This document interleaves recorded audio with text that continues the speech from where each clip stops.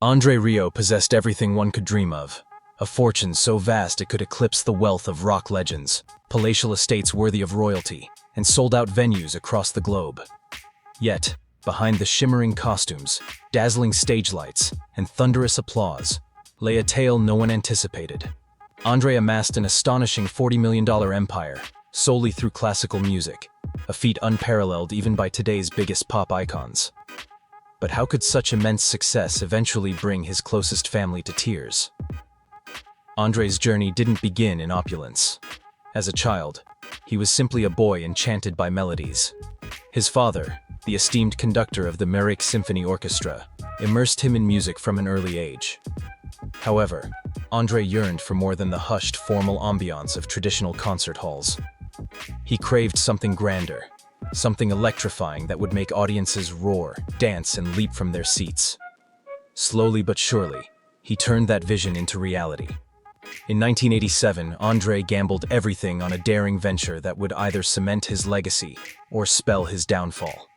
He established the Johann Strauss Orchestra, not a modest ensemble performing for polite claps, but a spectacular, high-energy entertainment phenomenon. What began with just 12 musicians rapidly expanded into a 60-member troupe of global talent. Andre didn't merely perform classical waltzes, he orchestrated breathtaking spectacles, blending Strauss masterpieces with modern hits like the Macarena. The strategy paid off. Fans adored it, tickets vanished instantly, and soon, he wasn't just selling out theaters, he dominated arenas and stadiums worldwide. By the early 2000s, Andre wasn't just thriving, he was outselling giants like AC/DC, Bruce Springsteen, and Coldplay. His concerts raked in millions nightly, and his DVDs flew off shelves globally. Devotees journeyed across continents, splurged on premium tickets, and screamed as if at a rock concert. His empire soared, and his wealth skyrocketed, crowning him the wealthiest violinist in history. Yet, Andre didn't hoard his riches in silence. Instead, he reinvested them into ever grander productions. In 2008, he staked nearly his entire fortune on a breathtaking $30 million stage for his performance at Vienna's Schönbrunn Palace. Adorned with gold, crystal, and opulent details, it was a fairy tale setting straight from his fans' wildest dreams. Andre Rieu's fairy tale success almost became his undoing. The extravagant production costs pushed him to the brink of financial ruin, threatening to erase decades of hard-earned wealth in an instant. While Andre was no stranger to risks, this gamble nearly destroyed him entirely. Yet he refused to surrender. Step by step, show by show, he fought his way back, settling his debts and transforming his performances into even grander spectacles. Within a few short years, he emerged wealthier than before, rebounding with sharper instincts and greater ambition.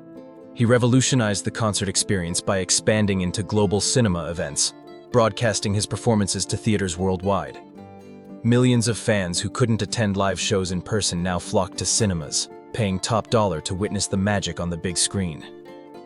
Andre's fortune didn't just recover, it multiplied, first doubling, then tripling, until it reached an astonishing $40 million by 2023. But Andre didn't achieve this alone. His family stood by him from the very beginning, especially his wife, Marjorie, who was far more than just a supportive spouse. She crafted the dazzling costumes, hand-picked venues, and co-designed the iconic stage sets that captivated audiences globally. Together, they transformed each performance into an unforgettable experience, building an entertainment dynasty that became a true family legacy. Their son, Pierre, even took on a pivotal role as vice president of Andre Rieu Productions, steering the enterprise into what resembled a musical empire passed down through generations. Despite his monumental success, Andre never lost touch with his origins. He resided in Maastricht, in a genuine 15th-century castle, one steeped in history. This wasn't merely an extravagant home, it was the very fortress where D'Artagnan of the Three Musketeers famously had his last meal before falling in battle. Andre had fantasized about owning it since boyhood, and now it was his. He invested millions into meticulous restorations, filling its halls with priceless artwork, glittering chandeliers, and gardens straight out of a storybook. It was a fantasy brought to life, and Andre lived it daily. Even with such opulence, Andre never paused. He relentlessly expanded his tours, performing across Europe, the Americas, Australia, and Japan. Each year, his productions grew more elaborate, his fan base swelled, and his wealth soared. He was no longer just a musician. He had become a cultural icon, a worldwide sensation whose brand evolved into an unstoppable empire. And yet, behind all the glitz and glamour, André maintained one unexpectedly humble passion: baking. When the 2020 lockdown forced concert cancellations and wiped out millions in ticket revenue overnight, the maestro surprised everyone by turning to his kitchen. He began whipping up cakes and distributing them to neighbors, demonstrating that beneath the lavish productions and global fame remained a man who cherished life's simple pleasures and human connections. This quiet act of kindness revealed a side of André few ever saw. However, the foundation of André's wealth was far more precarious than it appeared. His entire empire relied on his ability to perform continuously, a reality that became terrifyingly clear in 2010, when a severe ear infection threatened to derail everything. Medical professionals expressed amazement he hadn't fallen ill sooner, given his grueling performance schedule. This health scare served as a wake-up call for his family, exposing how vulnerable their fortune truly was. Their entire livelihood depended on André maintaining perfect health. A single canceled tour could mean catastrophic financial losses. Despite these pressures, André bounced back with characteristic determination, pushing forward at full speed. While audiences witnessed only his effortless stage presence, behind the scenes his family grappled with the immense stress of managing a multi-million-dollar enterprise fraught with unseen risks. Every spectacular production represented a high-stakes gamble requiring massive investments in staging, venues, personnel, and promotion. Any miscalculation could jeopardize everything they'd built. Few realized André had quietly diversified his assets beyond the concert stage. While fans knew about his historic Maastricht castle, most remained unaware of his extensive real estate holdings across Europe. The castle itself held remarkable historical significance. Originally constructed in 1452, it once belonged to Charles de Batz Castelmour d'Artagnan, the actual musketeer who inspired Alexandre Dumas' famous character. André's childhood introduction to the property couldn't have been more different from its current grandeur. His first visit at age 6 for piano lessons revealed a dark, crumbling structure far from inviting. Certainly not the glamorous residence one might envision for a music superstar. The transformation from neglected relic to opulent showpiece mirrored André's own journey from humble beginnings to extraordinary success. Through all his achievements, André maintained this dual nature: the global superstar capable of filling stadiums, and the unassuming neighbor sharing homemade treats during difficult times. This contrast between his public grandeur and private simplicity became one of his most defining characteristics. Years later, that once creepy castle had undergone a breathtaking metamorphosis, becoming the glittering crown jewel of André's musical kingdom. The formerly dark and decaying structure was reborn as a magnificent storybook palace that seemed plucked straight from a fantasy. Within the walls of his Maastricht castle, André curated a world of opulence that would make even the most extravagant Netflix productions pale in comparison. At the heart of this luxury sat his prized Stradivarius violin, no ordinary instrument, but a 1692 masterpiece crafted by Antonio Stradivari himself. André acquired this particular treasure in 2018 for an eye-watering £7 million. Astonishingly, this marked his third Stradivarius acquisition. His first, dating back to 1667, represented one of Stradivari's earliest creations. Though notoriously difficult to play, André transformed its challenging tones into musical magic, using it to record some of his most celebrated albums. Owning multiple multi-million-dollar violins wasn't just collecting, it demonstrated André operated in a rarefied artistic stratosphere. The maestro's lavish approach extended far beyond instruments. He micromanaged every concert element down to the orchestra's attire. Those breathtaking gowns worn by his female musicians, each one sprang from André's personal sketches, inspired by historical icons like Austria's Empress Elizabeth. These weren't off-the-rack costumes. At £3,000 apiece, multiplied across dozens of performers per tour, the numbers quickly became staggering. This relentless perfectionism explained how André once teetered on bankruptcy's edge despite his success. Remember that jaw-dropping 2008 Vienna stage set?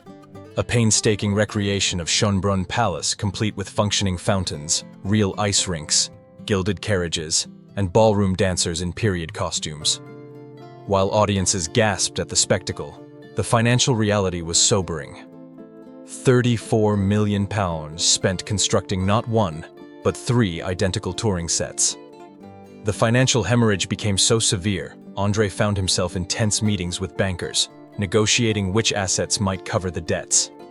Yet characteristically, he emerged from this crisis not just intact, but more formidable than ever. Behind the castle walls, André cultivated a surprisingly grounded family life, or as grounded as one can be in a historic fortress. Married to Marjorie since 1975, they raised 2 sons, Marc and Pierre, with family photographs lining the ancient stone corridors.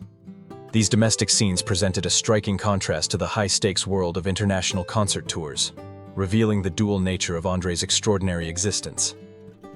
The man who commanded stages with million-pound productions came home to ordinary family moments, albeit in anything but ordinary surroundings. The castle walls held cherished memories of André's humble beginnings, though today his entire family had become integral to his musical dynasty. Marjorie, his wife, crafted the heartfelt narratives accompanying his performances, adding emotional depth that resonated with global audiences. Their younger son Pierre assumed significant responsibility as vice president of Rieu Productions, blurring the lines between family gatherings and corporate strategy sessions. What appeared as casual dinner conversations often doubled as high-stakes business discussions, seamlessly blending personal and professional worlds. Beneath this glittering facade of success, however, lay a childhood marked by emotional hardship. Growing up in cramped quarters in Maastricht with 5 siblings, André knew little comfort. His father, though an orchestra conductor himself, showed scant affection, while his mother proved even more emotionally distant. The young prodigy suspected their resentment stemmed from his natural gift. Within mere weeks of first holding a violin at age 5, he demonstrated remarkable talent. Music became both his escape and sanctuary, though the psychological wounds never fully healed, fueling his relentless pursuit of validation through ever grander achievements. This deep-seated need to prove himself manifested clearly in André's early career struggles. When he formed his first modest ensemble in 1978, a 12-piece group performing at weddings and small cafes, they often played to indifferent diners who barely glanced up from their meals. The financial strain grew so severe that André nearly abandoned music altogether, half seriously contemplating opening a pizzeria. The mental image of Maestro Rieu delivering pepperoni pies while serenading customers with Paganini compositions now seems absurd, but for millions of grateful fans worldwide, his perseverance proved fortuitous. Everything changed in 1987 when André reinvented his musical approach, founding the now legendary Johann Strauss Orchestra. He drew inspiration from the original Waltz King, who demonstrated that musical brilliance and business acumen could coexist spectacularly. While Strauss famously managed 5 orchestras simultaneously, André focused on creating one magnificent ensemble that would eventually become the world's largest privately owned orchestra. Their performances electrified venues across continents, from European football stadiums to Asian arenas packed to capacity. André's career reached an unexpected turning point during a pivotal 1995 Champions League final between Ajax and Bayern Munich. In a marketing masterstroke, he secured 60 seconds of live halftime airtime to showcase his music. When Ajax scored just before the break, locking in viewer attention, millions witnessed André's performance at the perfect moment. This brilliantly timed appearance catapulted him to unprecedented fame, proving that his creative vision extended far beyond the concert hall into strategic showmanship. The musician who once played over clattering dinner plates now commanded the world stage through equal parts talent and calculated brilliance. That fateful televised performance of Shostakovich's Waltz No. 2 sparked an unprecedented phenomenon. Over 200,000 CDs sold in just 7 days, transforming André from regional performer to international sensation overnight.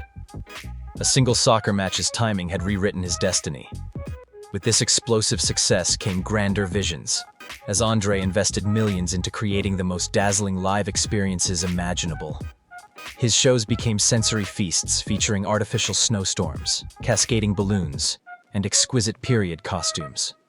In one signature touch, he insisted on serving actual champagne to audience members during performances, despite being teetotal himself, all in pursuit of absolute authenticity.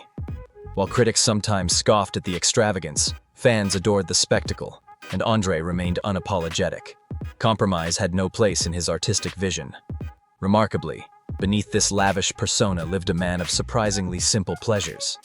He amassed Tintin comic books, mastered Spanish during pandemic lockdowns by devouring detective novels, and cherished a childhood toy truck above all material possessions.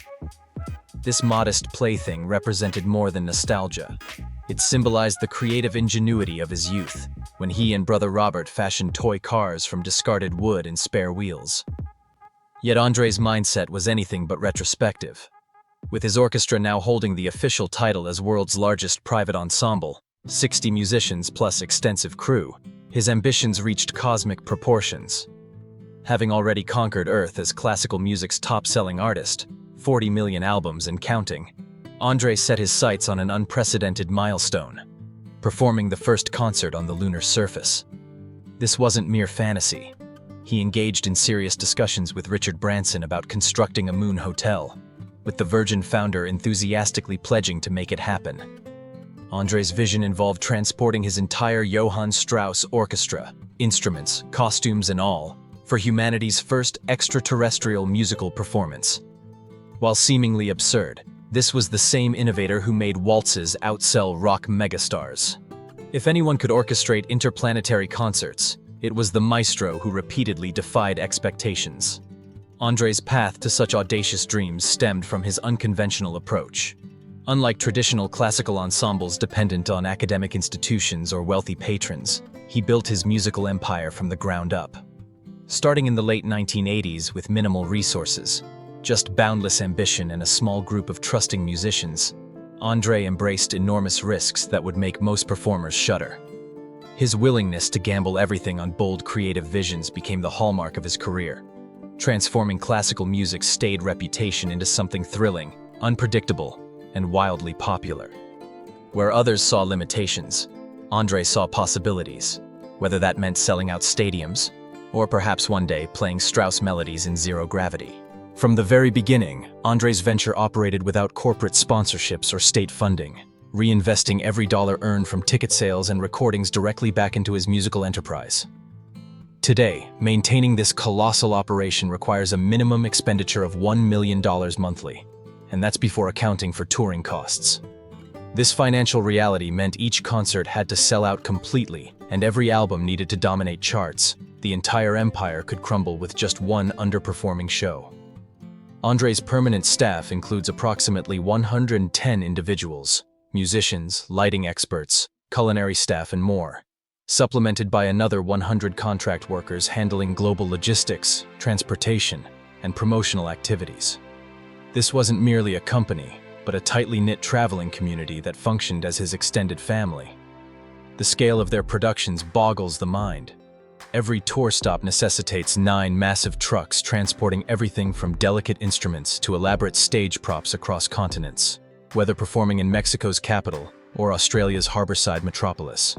Crew members labor tirelessly, often constructing intricate sets at dawn only to dismantle them immediately after midnight performances conclude. While audiences experience pure enchantment during shows, the backstage reality involves military precision and exhausting labor. Andre maintains strict discipline, no rockstar excesses permitted. Instead of post-concert debauchery, his team travels with nutritionists and personal chefs, while Andre himself religiously takes pre-show naps to ensure peak performance. He understands that a single subpar evening could tarnish his reputation and trigger catastrophic financial consequences. Following performances, Andre always gathers his musicians for low-key celebrations featuring quality wines and meaningful conversation, a testament to his genuine devotion beyond mere commerce. This unwavering dedication has yielded extraordinary dividends. In an age dominated by digital streaming, Andre's physical album sales defy industry trends through his long-standing partnership with Universal Music. Over 2 decades, he's moved more than 40 million units globally, numbers typically associated with pop icons rather than classical instrumentalists. Even the supposedly obsolete DVD format thrives in Andre's universe, with fans voraciously collecting his meticulously produced concert films, particularly those capturing the magical summer performances in Maastricht. These recordings, carefully edited and packaged, continue selling in the millions, validating Andre's conviction that his audience cherishes authentic artistic experiences over fleeting digital content. André possessed more than musical brilliance. He was a consummate entertainer with an uncanny ability to anticipate his audience's desires. His themed compilation albums, like the wildly popular movie soundtrack collection featuring Titanic's My Heart Will Go On, demonstrated this genius. The maestro openly acknowledged rarely creating original compositions, instead reinventing beloved classics with his distinctive flair. This approach proved infallible, with each release climbing bestseller charts and generating the substantial revenue needed to sustain his musical family, ensuring prompt payment for every orchestra member and technician. Maintaining this unprecedented success demanded constant vigilance. Without institutional backing or corporate sponsors, André bore sole responsibility for filling venues and moving product. The stakes remained perilously high. One misstep could jeopardize everything. Even during the pandemic's performance drought, his relentless drive manifested differently, baking treats for neighbors while strategizing future ventures. This downtime birthed ambitious projects like The Dream Continues, his 2025 75th birthday cinematic extravaganza featuring exclusive tour footage screened globally. The event symbolized his extraordinary odyssey from Maastricht dreamer to international sensation. André credited his meteoric rise to tireless effort, unwavering discipline, and bold risk-taking, qualities nurtured by his Jewish father-in-law Edgar Cayman's remarkable vinyl collection. These 300 records exposed André to diverse musical traditions that profoundly influenced his accessible performance style. Pieces like the Jewish folk melody Hava Nagila became unexpected crowd pleasers, with André's rendition amassing over 14 million YouTube views. His inclusive approach resonated worldwide, earning standing ovations even in Israel when performing regional favorites like Jerusalem of Gold. Remarkably, global fame never diminished André's local connections. His landmark birthday celebration epitomized this, a lavish floating concert aboard a Maastricht riverboat with his entire orchestra, simultaneously broadcast to cinemas worldwide showcasing career highlights. Through sheer determination, André achieved what many deemed impossible, creating the world's preeminent private orchestra, attaining household name status, and amassing wealth so substantial it filled his family with equal measures of admiration and apprehension. His legacy redefined classical music's place in popular culture while maintaining an unbreakable bond with the community that first nurtured his talent.